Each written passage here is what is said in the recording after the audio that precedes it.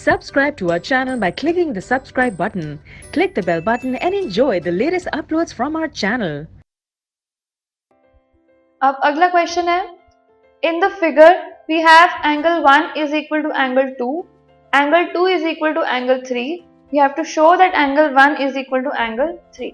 जो adjoining figure है उसके अंदर हमने 1 2 3 ये 1 2 3 4 एंगल मार्क किए हुए हैं एंड इसमें हमें 1 इक्वल टू 2 गिवन है, 2 इक्वल टू 3 गिवन है and we have to show that angle 1 is equal to angle 3.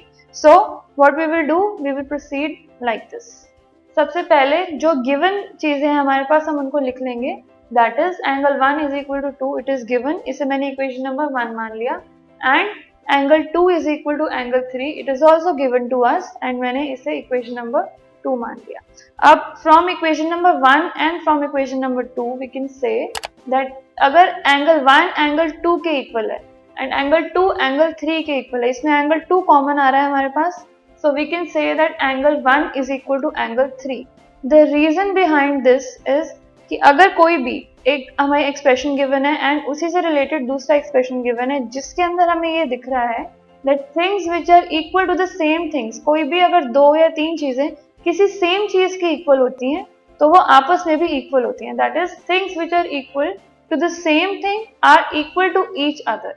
इस केस में 1 भी 2 के इक्वल है एंड 3 भी 2 के इक्वल है. So we can say that 1 and 3 आपस में इक्वल है. So because of this reason हम ये कह सकते हैं angle 1 is equal to angle 3.